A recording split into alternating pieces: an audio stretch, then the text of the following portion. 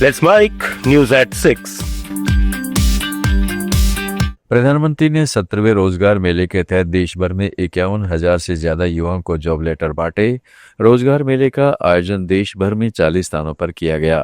प्रधानमंत्री ने video conferencing के जरिए युवाओं को संदेश भी दिया।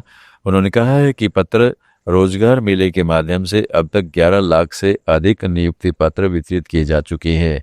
इसके अलावा पीएम विकसित भारत रोजगार योजना के तहत 3.5 करोड़ युवाओं को रोजगार देने का लक्ष्य है। रोजगार मेले युवाओं के सपनों को पूरा करने का माध्यम बन गए हैं। अकेले इन रोजगार मेलों के जरिए बीते कुछ समय में ही 11 लाख से ज्यादा नियुक्ति पत्र दिए जा चुके हैं और ये प्रयास केवल सरकारी नौकरियों तक ही सीमित नहीं है।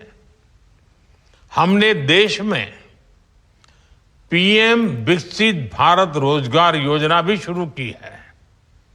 इसके तहत 3.5 करोड़ युवाओं को नौकरी देने का लक्ष्य रखा गया है।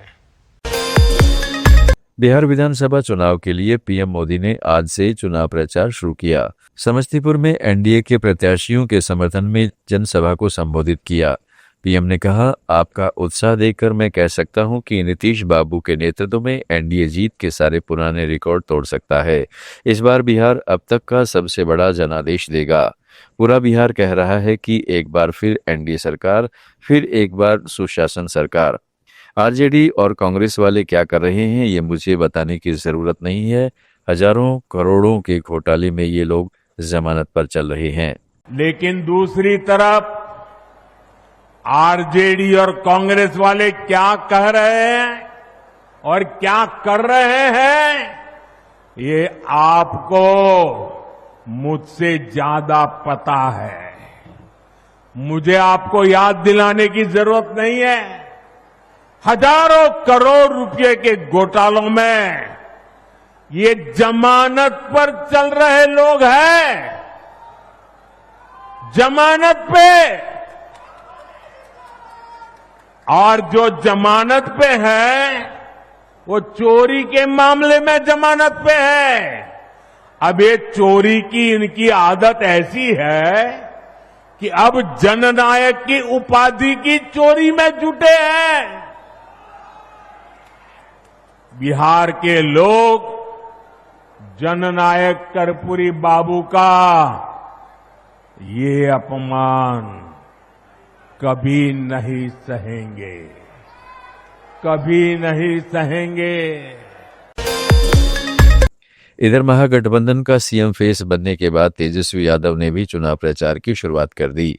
तेजस्वी यादव ने कहा, हम टूटी फूटी और झूठी बातें नहीं करते हैं, जो कहेंगे वो करेंगे। अगर तेजस्वी यादव मुख्यमंत्री बनेगा तो बिहार के लोग भी मुख्यमंत्री बनेंगे। अपराध भ्रष्टाचार मुक्त बिहार बनाएंगे। तेजस्वी यादव को सीएम और मुकेश सहनी को डिप्टी सीएम फेस घोषित करने पर केंद्रीय मंत्री चिराग पासवान ने कहा, वे केवल अपना वोट बैंक बनाए रखना चाहते हैं। वे मुसलमानों के बारे में बात करते हैं, लेकिन जब उन्हें प्रतिनिधित्व देने की बात आती है तो वे उन्हें कुछ नहीं देते। मुकेश सहनी को डिप्टी सीएम चेहरे के रूप में घोषित किया गया है, लेकिन उन्हें अपने समुदाय के लोगों को प्रतिनिधित्व देने की परवाह नहीं है। जो लोग चुनाव प्रचार के लिए नहीं निकले हैं वे बिहारियों के लिए कैसे काम करेंगे। महागठबंधन में लड़ाई केवल उनकी व्यक्तिगत महत्वाकांक्षाओं के लिए ही है। समाजवादी पार्टी के मुखिया अखिलेश यादव एक दिन की निजी यात्रा पर राजस्थान के अजमेर के किशनगढ़ आए। यहां मीडिया से बातचीत में उन्होंने कहा है कि इंडिया गठबंधन के सभी नेताओं को बधाई देना चाहता हूं। मुझे उम्मीद है कि बिहार की जनता तेजस्वी यादव और इंडिया गठबंधन को एक मौका देगी। आप सुन रहे थे let's mind more than radio. Follow कीजिए हमें हमारे सोशल मीडिया प्लेटफॉर्म्स पर।